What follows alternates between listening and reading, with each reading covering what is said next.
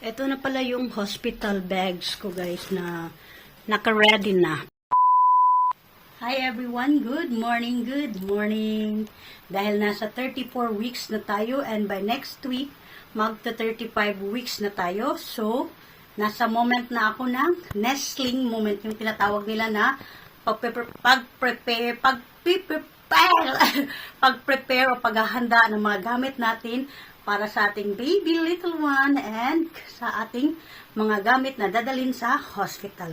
Tara, samahan niyo ako. Ayan na, what is that? Это baby. Ito for bebe? Да. Ito for anesthesia? Нет, это baby. Yeah. Kit. Newborn like that. But careful. Careful. Ayan. Ito yung sa part 1. Yung sa part 1 na video ko guys na nestling part 1 is yung bumili kami sa mall. Ito yun ngayon. Ayan. Ang cute, diba? Wait. Itaas natin konti. Ayan. Medyo malaki ang binili namin kasi mabilis naman lumaki ang mga baby.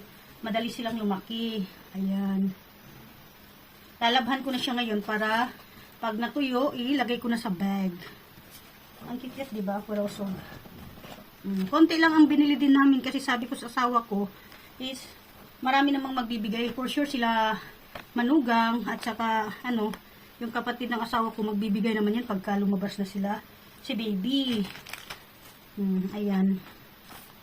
Pinagtatanggalan ko na siya ng tikita para labhan na. At pagkatapos ilalagay ko na sa hospital bag. Wala pa kaming ibang gamit. Yung diaper, yung gatas for emergency kasi last time kay Nicole, wala akong gatas guys. So, sabi ko sa asawa ko, bibili tayo ng gatas pang infant. Ito, pinaka-importante ito.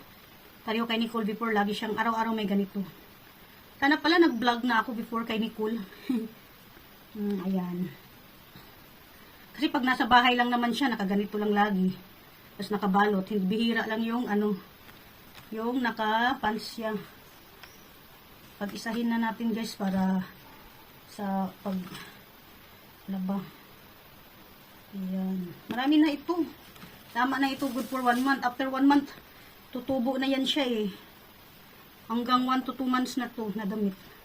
I'm sure may bibilhin pa kami soon. Ayan. Kunti lang pinabili ko sa asawa ko. Sabi ko sa kanya, kunti lang bibilhin natin kasi mabilis naman silang lumaki. Sayang lang. So, lalabhan natin ito after ilalagay natin sa hospital bag pag natuyo na. Ayan, nakasampay na. Ang cute buyag. Pag natuyo, plansahin at ilagay sa bag. Plansahin natin. Ito na pala yung hospital bags ko guys na naka-ready na. Papakita ko sa inyo sa ang loob. Ito yung nagdala ako ng maternity diaper.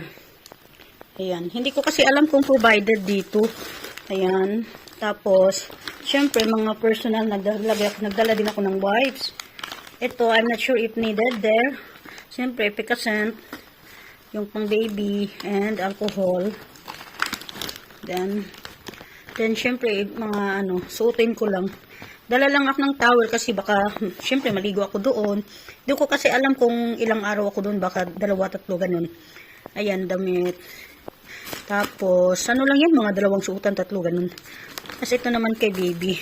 Ito naman yung extra cloth ni baby. Ayan. Tapos, ito, may nilagay na din ako ditong sa isang ziplock. Ayan. Ayan. Sa isang ziplock, may nilagay kaming day 1. Ayan.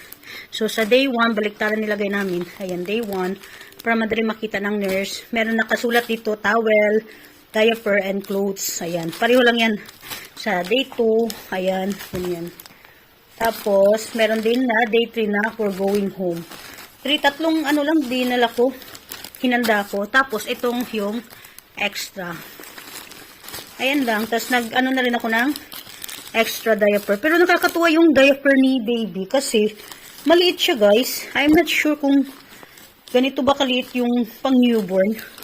From 0 age kasi binili ni Josawa. Pero super liit. Parang Alam niyo yung pang Barbie, pang doll. Papakita ko sa inyo. Ito yung nabili namin sa online, guys.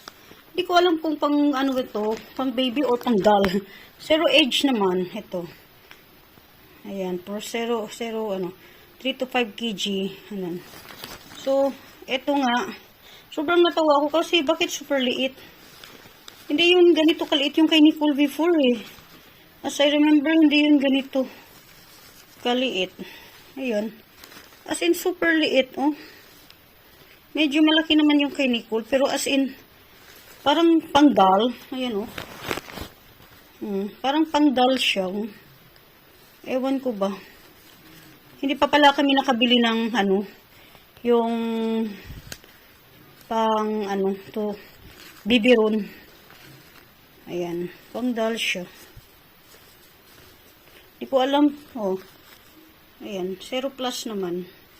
So, kailangan bibili kami ng extra. Baka kasi, hindi ito magkasya. 50-50 ako dito eh. Hindi ganito kaliit yung kay Nicole before. Super liit naman to. Ayan. Ito din pala guys, may pahabol sila Mother Earth. Binigay nila para kay baby. Hindi pa nalaban. Nalaban na to, pero na-stuck sa mga luggage ba? Ito, sa sa pinsan ni Nicole na si Danny yan. So, to be pa to guys. Kailangan lalabhan pa yan. Pang bahay, pwede na. Ayan. So, yun lang. Additional clothes ni baby. Anastasia. Ayan. Ayan. So, lalabhan ito. I-iron. After preparation. So, ayan. Ito yun. Naka-ready na. Para anytime mag-push ako, kukunin na lang at bibit-bitin yan. Ayan. That's all for today, guys. Thank you for watching. Salamat sa inyong support. Please don't forget to subscribe, like, and share, and comment down below. Thank you so much.